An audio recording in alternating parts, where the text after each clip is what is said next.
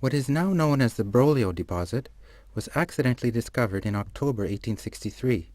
It was found during drainage works in the valley of Chiana at Brolio in the Montecchio landholdings, at the base of the left bank of the Montecchio Canal.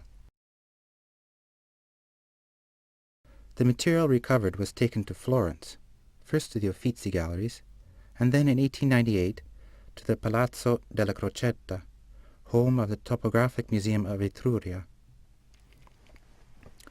Not all of the collection listed at the time of the discovery has reached us today, but the complex is one of the most important examples of the work of Etruscan artisans of the Archaic period. It dates to the 6th century BC. It includes a range of male and female bronze votive figures and a rich series of animal and human statuettes originally intended for vases and furniture of great prestige.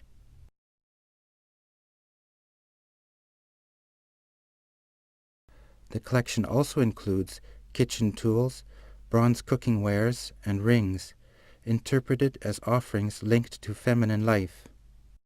The origin of the archaeological deposit is still under discussion.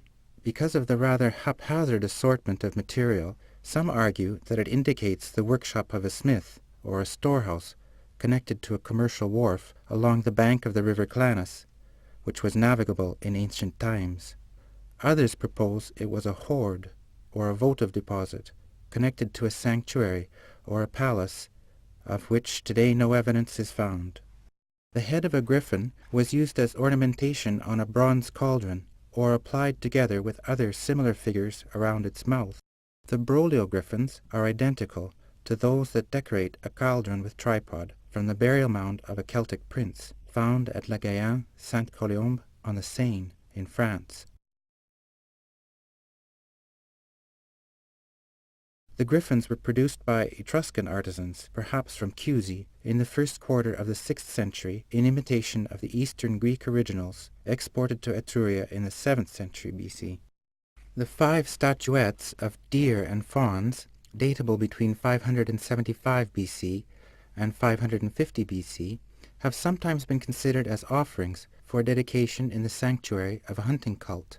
However, it seems more likely that they were intended for the border of a prestigious vase or for a tripod similar to one known from a Trestina. The Trestina tripod dates to the 2nd quarter of the 6th century BC.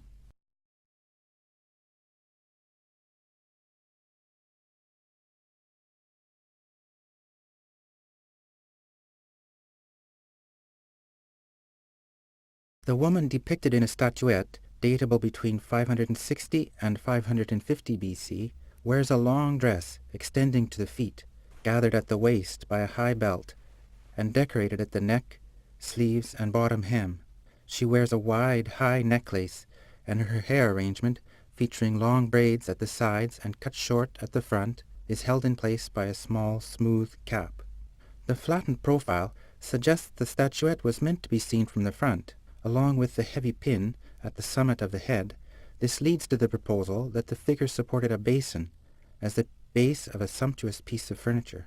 The figure is similar to the caryatids of an ivory chalice from the Barberini tomb at Palestrina, dating to the 7th century BC, and to those on bucro vases from Cervetri and Tarquinia, dating to the first decades of the 6th century BC. However, its closest links are with the caryatids on the great bronze chalice from Cervetri, now in the Castellani collection, which likely held water for washing the body during funerary ceremonies.